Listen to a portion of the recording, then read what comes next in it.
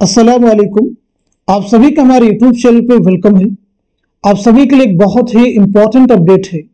कल की डेट में यानी 13 जनवरी को जो पब्लिक नोटिस इशू किया गया था, जिसमें 15 जनवरी को होने वाले एग्जाम की डेट को पोस्टपोन किया गया था। अब उसके बारे में भी नोटिफिकेशन आ गया है कि यानी 15 जनवरी को जिन सब्जेक्ट्स के एग्जाम होने थे वो किस डेट को होंगे, उन्हें रीशेड्यूल कर दिया गया है। तो क्या रिशेड्यूल किया गया, उन्हें जरा हम समझ लेते हैं। देखिए, एनटीए की जानिब से ये पब्लिक नोटिस इशू किया गया है 14 जनवरी 2025 को। Rescheduling of the UGC net December 2024 exam, यानी दिसंबर 2024 के एग्जाम की जो डेट थी 15 जनवरी को, उसे रीशेड्यूल किया। क्या रीशेड्यूल किया गया है, जरा हम समझ लेते हैं। The revised schedule of examination is mentioned in table below. अब यहां पे देखा, date of examination, subject code, subject name, subject code, subject name. First shift में 21 जनवरी को किन किन सब्जेक्ट्स के एग्जाम होने हैं उन्हें आप देख सकते हैं।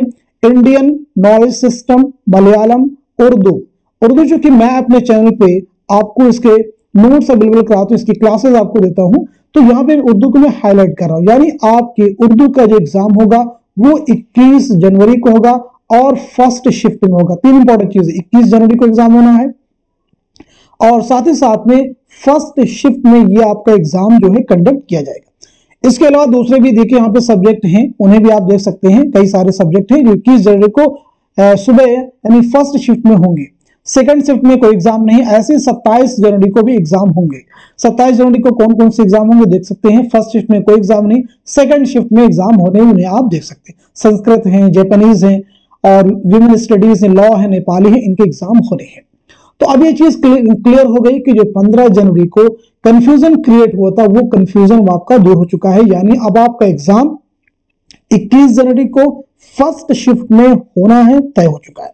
अब यहाँ पे एक चीज और आप समझ लीजिए कि आपको जो आपके पास जो थोड़ा सा वक्त आपको मिला हुआ है, इसमें आप अपनी तैयारी को और बेहतर कर सकते हैं। जिन लोगों को लगता है कि हमारी तैयारी हो चुकी है, हमने बहुत अच्छे से सब चीजों को पढ़ लिया है, अब हमें मजीद तैयारी की पढ़ने की जरूरत नहीं है और चीजों गहराई से पढ़ने की जरूरत नहीं है, आई थिंक ऐसा बहुत कम लोगों को लग रहा होगा।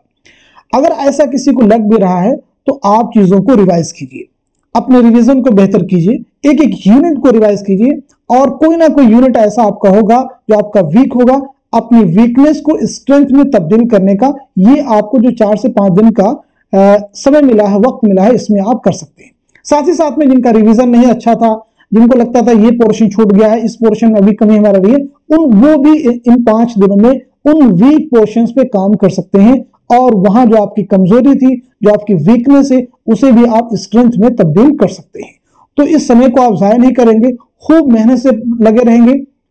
24 घंटे जो है आप टाइम को मैनेज करके हर वक्त एक ही यूनिट पे फोकस करेंगे। पेपर 1 को भी आपको तैयार करना है। ऐसा नहीं हो कि पेपर 2 अगर आपका सब्जेक्ट उर्दू, उसी पे आपने टोटल फोकस कर दिया और पेपर 1 को आपने मिस कर दिया। पेपर 1 चूंकि मैं अपने चैनल पर नहीं पढ़ाता हूं, लेकिन फिर भी आप उस पर फोकस करेंगे। अगर आपके पेपर 2 बहुत अच्छे मार्क्स हैं, लेकिन अगर आप पेपर 1 में वीक हो गए, यानी बहुत कम मार्क्स आपके, तब भी आप एग्जाम क्वालिफाई यानी नेट 11 क्वालिफाई करने से आप चूक कर जाएंगे। इसलिए आप सभी से मैं यही कहना चाहूंगा कि खूब लगन से, जोश और जज्बे के साथ में अपनी तैयारी को और बेहतर करने की कोशिश कीजिए, क्योंकि जब तक आपका एग्जाम नहीं हो जाता है, तैयारी आपकी जो है या किसी की भी तैयारी आप ऐसा नहीं कर सकते बिल्कुल मुकम्मल होगी, किसी चीज को हमें पढ़ने की जरूरत नहीं है। रिवीजन कीजिए। मैं 2-3 चीज आपको एक बार फिर से, सिलेबस आप देख लीजिएगा। आपका जो सिलेबस है, किस पोर्शन में क्या क्या चीजें इंक्लूड है, क्योंकि सिलेबस से हर बार 4 से 5 क्वेश्चन आपको मिल जाते हैं, ठीक है, वो आप रिवाइज करेंगे। कौन कौन से नॉवेल आपके एग्जाम में शामिल हैं, अफसाने कौन कौन से हैं, इसी के साथ साथ में कुछ अहम तसनीफात, उनके ताल्लुक से मैंने क्लासेस आपको दी हैं, वो आप रिवाइज कर लेंगे। नॉवेलों से मुतालिक जो किरदार है वो अहम है। अफसाना निगारों से मुतालिक जो अफसानों से मुतालिक जो कुछ अहम कैरेक्टर्स हैं, उन्हें भी आप रिवाइज कर लीजिए। तनकीद और तहकीक से मुतालिक क्या क्या चीजें हैं, कुछ अहम इंशाइये हैं, कुछ अहम खाके हैं जो आप सबके निशाब में शामिल है, उन्हें आप पूरा पूरा रिवाइज कर लेंगे। साथ ही साथ में दूसरी अहम चीज, ये रिवाइज करने के बाद आप क्या करेंगे, जो आपके प्रीवियस ईयर क्वेश्चन पेपर है, पुराने पेपर, उन्हें भी आप रिवाइज कर लीजिए। पुराने पेपर से हर बार एग्जाम में क्वेश्चन रिपीट होते, इसीलिए मैंने आपके प्रीवियस ईयर क्वेश्चन को मद्देनजर रखते हुए 20 मॉडल पेपर्स प्रिपेयर किए थे। जिसमें आपको नए क्वेश्चन भी मिल जाएंगे, साथ ही साथ में आपके जो पुराने पेपर है यानी प्रीवियस क्वेश्चन से वो भी उसमें इंक्लूड किए गए थे। इसीलिए मैंने कहा था आप मॉडल पेपर को लीजिए और उनकी प्रैक्टिस कीजिए, आपका प्रीवियस क्वेश्चन हो जाएगा और साथ ही साथ में जो नए क्वेश्चन एग्जाम में फॉर्म किए जा सकते हैं वो भी वहां पे आपको मिल जाएंगे। तो आप में से जो लोग भी 20 मॉडल पेपर साथ ही साथ में टॉपिक वाइज भी क्वेश्चन मैंने आपके लिए प्रिपेयर किया, 2 पीडीएफ अवेलेबल है, एक है यूनिट वाइज क्वेश्चंस का और दूसरा है मॉडल पेपर का। यूनिट वाइज क्वेश्चन में आपको नियर अबाउट 700 क्वेश्चन मिल जाएंगे और मॉडल पेपर में 2000 क्वेश्चन मिल जाएंगे। तो कम से कम इन्हें अगर आप 5 दिनों के अंदर रिवाइज कर लेते, इन्हें आप लगा लेते किसी भी तरह से दिन रात एक करके, तो आप यकीन मानिए एग्जाम में आप जो है ये क्वेश्चंस आपके लिए बहुत ही इंपॉर्टेंट रोल प्ले करने वाले हैं।